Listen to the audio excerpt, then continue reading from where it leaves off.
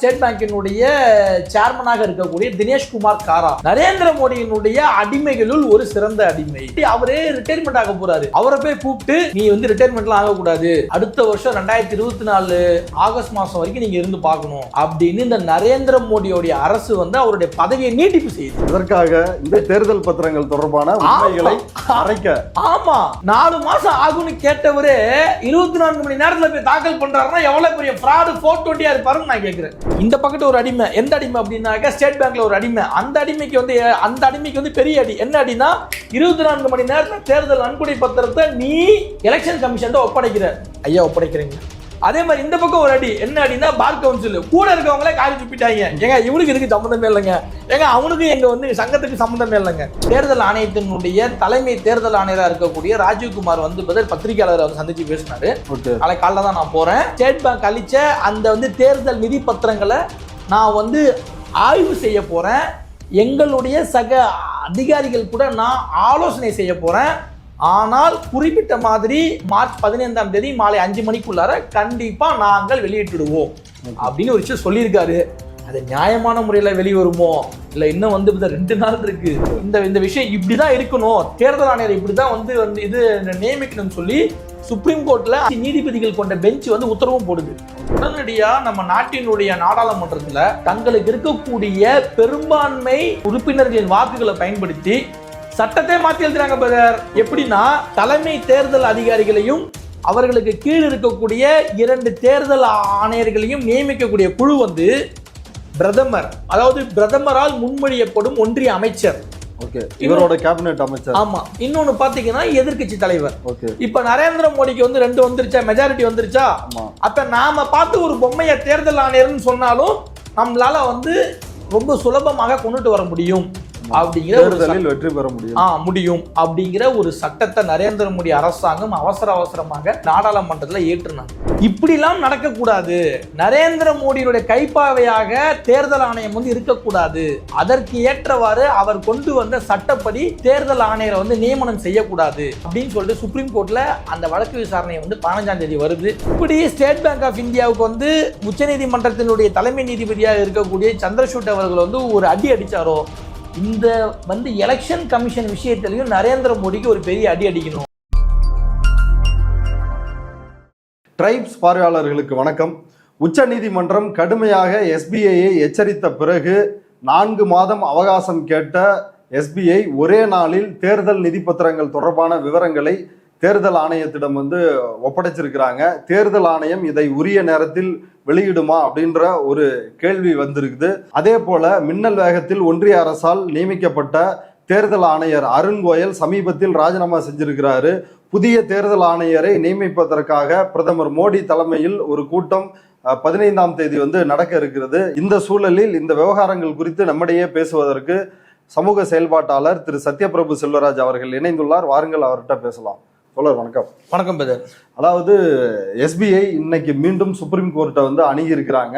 என்ன காரணத்திற்காக State Bank of India supreme கோர்ட்டுக்கு போயிருக்கு பிரதர்? ஒன்றும் இல்லை பிரதர், அதாவது தேர்தல் நன்கொடை பத்திரம் இதை வந்து சுப்ரீம் கோர்ட் வந்து பிரதர் கணக்கு கொடு, இதை நீ வந்து தேர்தல் ஆணையத்தில் போயிட்டு ஒப்படைக்கணும், அது மக்களுடைய பார்வைக்கு வரணும்னு சொன்னிச்சு.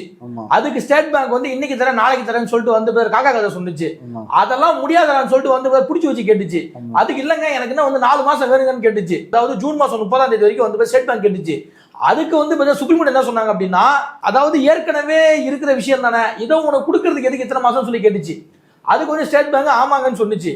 நீ வந்து நாளைக்கு 24 மணி நேரத்துக்குள்ள இதை நீ ஒப்படைக்கல அப்படின்னா நீதிமன்ற அவமதிப்பு வழக்கு உங்கள் மீது பாயுச்சு. அதை வந்து ஏத்துக்கிட்டு பயந்துக்கிட்டு என்னடா பண்றது, ஐயோ நமக்கு தலைவராக இருக்கக்கூடிய மோடிக்கு பயப்படுறதா இல்ல நாட்டினுடைய அரசியலமைப்பு சட்டத்தை வழிநடத்தக்கூடிய சுப்ரீம் கோர்ட்டுக்கு பயப்படுறதா, என்னடா பண்றதுங்கிறப்ப இறுதியில நமக்கு ஏண்டா வம்பு அப்படின்னு சொல்லிட்டு அந்த அதாவது தேர்தல் நன்கொடை பத்திரங்களை சுப்ரீம் கோர்ட் சொன்ன மாதிரி தேர்தல் ஆணையத்துல நேற்று போய் ஒப்படைச்சிருச்சு. எஸ்பிஐ ஒப்படைச்சிட்டாங்க. ஆமா. இப்ப அதன் சார்ந்து ஸ்டேட் பேங்கினுடைய சேர்மனாக இருக்கக்கூடிய தினேஷ்குமார் காராங்கிறவர் வந்து ஒரு பிரமாண பத்திரத்தை வந்து தாக்கல் செஞ்சிருக்காரு. இதுல என்ன ஒரு தாக்கல் செஞ்சிருக்காரு அப்படின்னாக்க, அதாவது 22,217 தேர்தல் நன்கொடை பத்திரங்கள் வந்து இது விற்பனை செய்யப்பட்டிருக்கு. அதுல 22,030 தேர்தல் நன்கொடை பத்திரங்கள் வந்து பணமாக்கப்பட்டிருக்கு அப்படிங்கிற ஒரு வந்து தகவலை கொடுத்திருக்காரு. அரசியல் கட்சிகள் பணமாக்கிற விஷயத்த ஆமா அதை கொடுத்திருக்காரு. இதை நாங்க வந்து ஒரு பென்ட்ரைவ்ல போட்டு டிஜிட்டல் முறையில நாங்க எலெக்ஷன் கமிஷன்ட்ட வந்து நீங்க சொன்ன மாதிரியே வந்துங்க ஒப்படைச்சிட்டோம் அப்படின்னு சொல்லியிருக்காரு. ஓகே. இப்ப இந்த தினேஷ்குமார் காரா அப்படிங்கறது யாருன்னு பார்க்கணும். யாருன்னா ஸ்டேட் பேங்கினுடைய சேர்மனாக இருக்கக்கூடிய தினேஷ்குமார் காரா அப்படின்னா யாரு அப்படின்னா நரேந்திர மோடியினுடைய அடிமைகளுள் ஒரு சிறந்த அடிமை. ஓகே. நரேந்திர மோடியினுடைய அடிவருடி. ஓகே. அதனாலதான் தாமதமானுச்சா? ஆமா.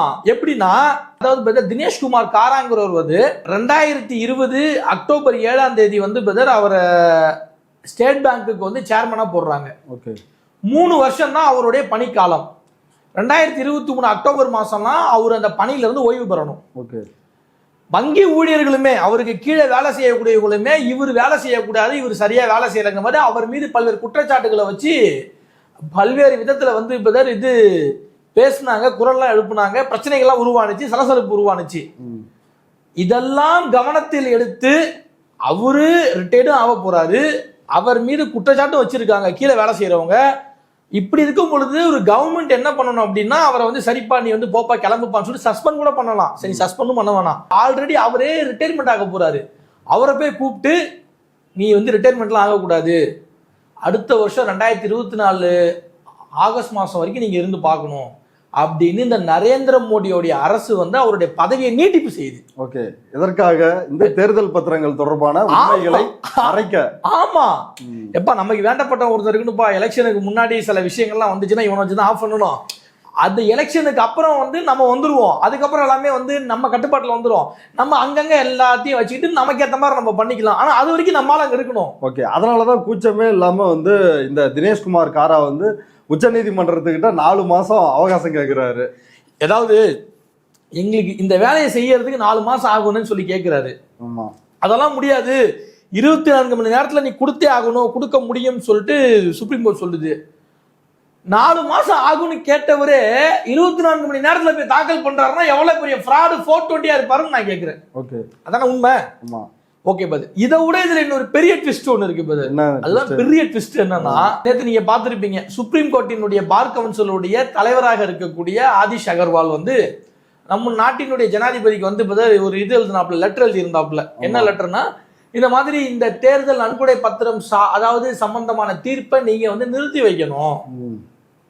அது மட்டும் இல்லாம இந்த தீர்ப்பு வந்து கார்ப்பரேட்டுகளுக்கு எதிரானது. அட்டா பாவிடே, ஆமா நரேந்திர மோடியவே நீ மிஞ்சிட்டடா நீனு. நம்பிக்கை துரோகம், நம்பிக்கை கார்ப்பரேட்டுக்கு நம்பிக்கை துரோகம். அப்புறம் நீங்க வந்து தலையிட்டு உச்ச நீதிமன்றத்துல அங்க இருக்கக்கூடிய நீதிபதிகள்கிட்ட இந்த தீர்ப்பு சம்பந்தமான கேள்வி கேளுங்க, நீங்க அவங்கள வந்து பதிலளிக்க சொல்லுங்கன்னு சொல்லி கேட்டிருந்தாரு. ஆமா. தீர்ப்பையும் நிறுத்தி வைக்க சொன்னாரு. ஆமா. எப்படி ஸ்டேட் பேங்க்ல வந்து தினேஷ்குமார் காராங்கிறவர் வந்து நரேந்திர மோடிக்கு ஒரு அடிமையோ, அது போல சுப்ரீம் கோர்ட் பார் கவுன்சில்ல இது வந்து நரேந்திர மோடிக்கு ஒரு அடிமை. எது? தலைவர் ஆதிஷ் அகர்வால் தலைவர் வந்து நரேந்திர மோடிக்கு ஒரு அடிமை. ஓகே.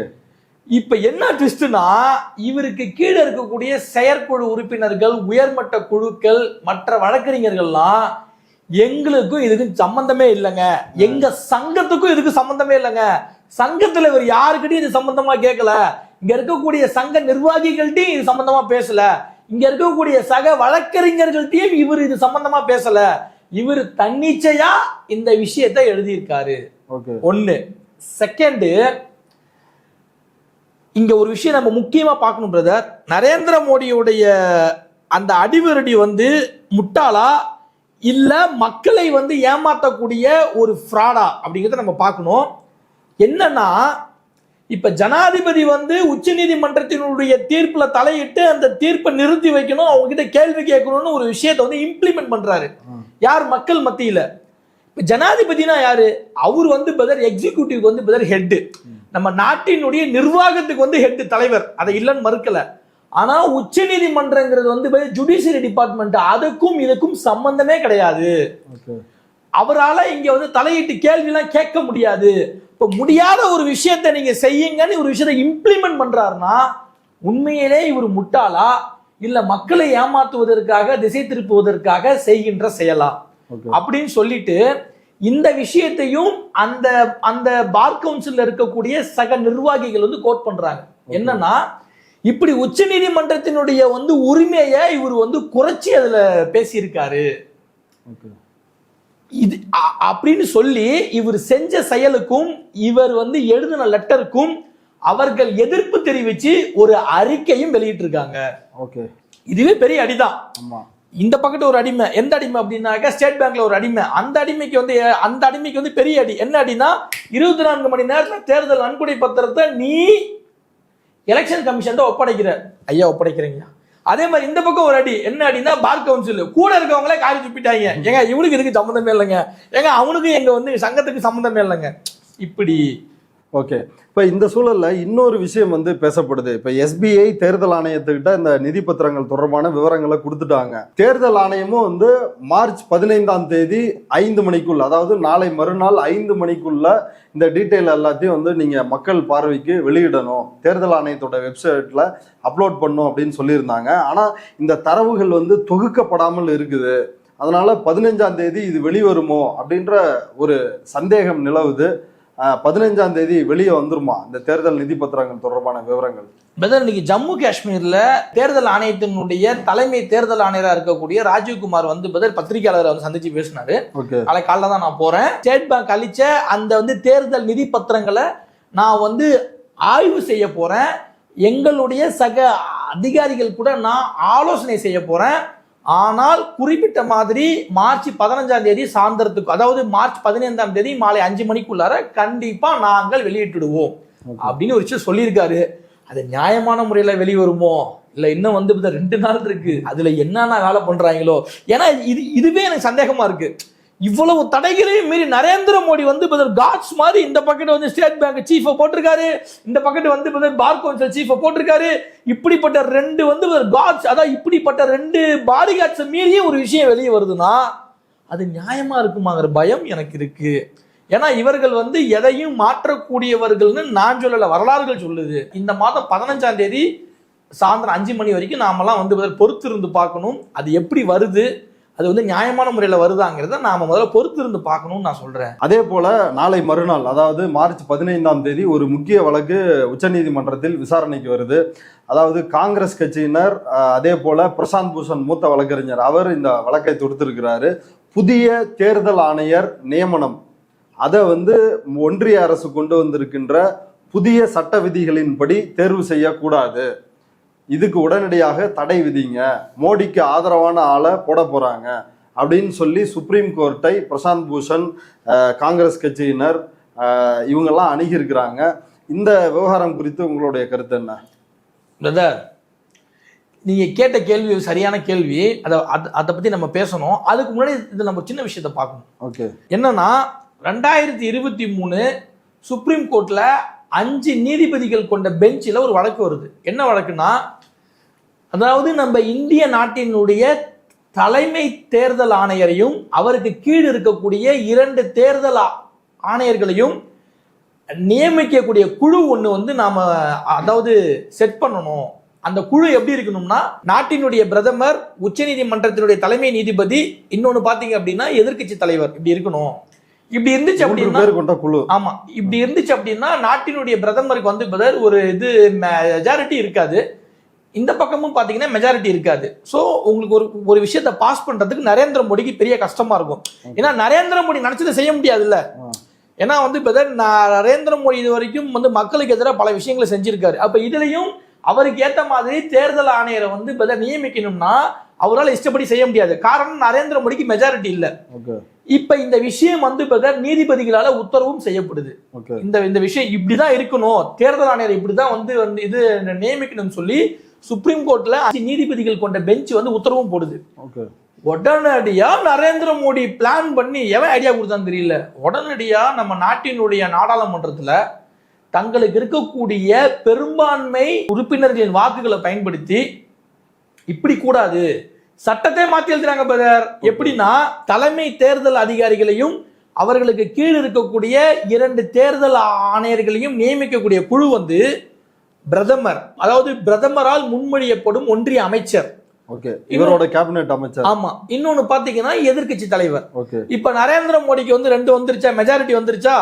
அப்ப நாம பார்த்து ஒரு பொம்மைய தேர்தல் ஆணையர்னு சொன்னாலும் நம்மளால வந்து ரொம்ப சுலபமாக கொண்டுட்டு வர முடியும் அப்படிங்கிற ஒரு தேர்தலில் வெற்றி பெற முடியும் முடியும் அப்படிங்கிற ஒரு சட்டத்தை நரேந்திர மோடி அரசாங்கம் அவசரமாக நாடாளுமன்றத்துல வந்து நாடாளுமன்றத்துல ஏற்றுனாங்க. ஓகே, இதான் விஷயம். ஓகே, இப்ப நீங்க நாளைக்கு நீங்க வந்து மார்ச் மாசம் 15ஆம் தேதி, ஓகே, நாளை மறுநாள். ஆமா. இப்ப என்ன அப்படின்னா, அந்த தேர்தல் ஆணையத்துல தேர்தல் ஆணையராக இருந்த அருண் கோயல், நரேந்திர மோடிக்கு இவரும் ஒரு விதமான அடிமையே.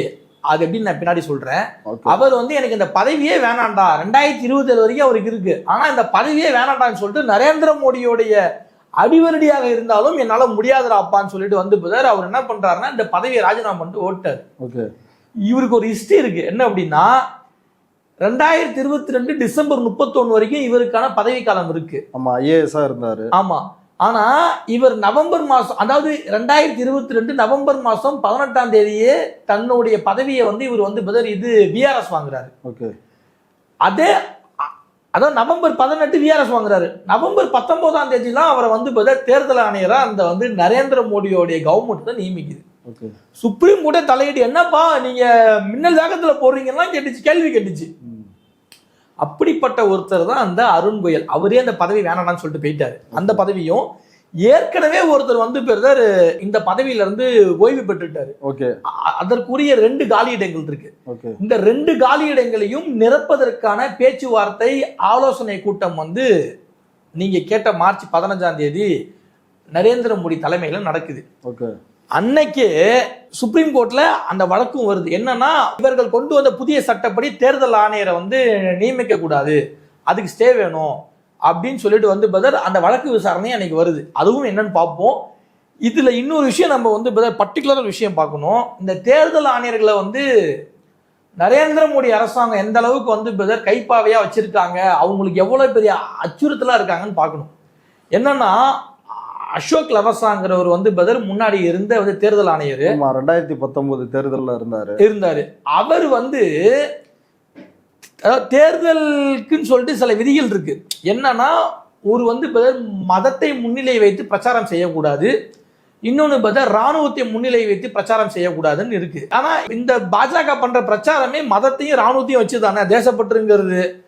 இந்த பக்கத்து பார்த்தீங்கன்னா வந்து நாமெல்லாம் இந்து மக்கள் சொல்றது, இதெல்லாம் அவர் வந்து கடுமையா வந்து இதன் சார்ந்த கேள்விகள் கேட்க ஆரம்பிச்சதும் அவர் வீட்டுக்கு ரைடு, கண்டமேனிக்கு ரைடு, அவரை போட்டு நொறுக்குல இந்த பதவியே வேணாம் நான் சொல்லிட்டு ராஜினாமா பண்ணிட்டு ஓட்டாரு. ஓகே, தேர்தல் ஆணையம்ங்கிறது நம்ம நாட்டில் சுதந்திரமா செயல்படக்கூடிய ஒரு அமைப்பு, செயல்பட வேண்டிய ஒரு அமைப்பு, இந்திய அரசியலமைப்பு சட்டத்தை பாதுகாக்க வேண்டிய ஒரு அமைப்பு அது. ஆனால் அந்த அமைப்பையும் இந்த நரேந்திர மோடி அரசாங்கம் விட்டு வைக்கல. தங்களுக்கேற்ற கைப்பாவையாக வைத்துக்கொண்டு தங்களுக்கேற்ற ஆட்களை தேர்தல் ஆணையத்தில் உட்கார வைத்துக்கொண்டு தங்களுக்கு ஏற்ற மாதிரி தேர்தலையே நடத்தணும் அப்படிங்கிற பிளான்ல இருக்காங்க. இப்படிலாம் நடக்கக்கூடாது. நரேந்திர மோடியினுடைய கைப்பாவையாக தேர்தல் ஆணையம் வந்து இருக்கக்கூடாது. அதற்கு ஏற்றவாறு அவர் கொண்டு வந்த சட்டப்படி இப்போ வந்து தேர்தல் ஆணையரை வந்து நியமனம் செய்யக்கூடாது அப்படின்னு சொல்லிட்டு சுப்ரீம் கோர்ட்ல அந்த வழக்கு விசாரணை வந்து 15ஆம் தேதி வருது. இப்படி ஸ்டேட் பேங்க் ஆஃப் இந்தியாவுக்கு வந்து உச்சநீதிமன்றத்தினுடைய தலைமை நீதிபதியாக இருக்கக்கூடிய சந்திரசூட் அவர்கள் வந்து ஒரு அடி அடிச்சாரோ, இந்த வந்து எலெக்ஷன் கமிஷன் விஷயத்திலையும் நரேந்திர மோடிக்கு ஒரு பெரிய அடி அடிக்கணும். அப்படிலாம் நடந்தாதான் இந்த தேர்தல் கொஞ்சமாவது நியாயமான முறையில் நடக்குங்க ஐயா. அப்படி தேர்தல் நியாயமான முறையில் நடந்தாதான் நம்ம இந்தியாவில் இருக்கக்கூடிய மக்களும் சரி, அரசியலமைப்பு சட்டமும் சரி, ஏன் உங்களோட சுப்ரீம் கோர்ட்டும் சரி, அப்பதான் காப்பாற்றப்படும் அப்படின்னு நான் சொல்றேன். ஓகே, இவ்வளவு நேரம் எங்களுடைய பார்வையாளர்களுக்காக நேரத்தை ஒதுக்கி கருத்துக்களை பகிர்ந்துட்டதுக்கு மிக்க நன்றி. Thank you brother.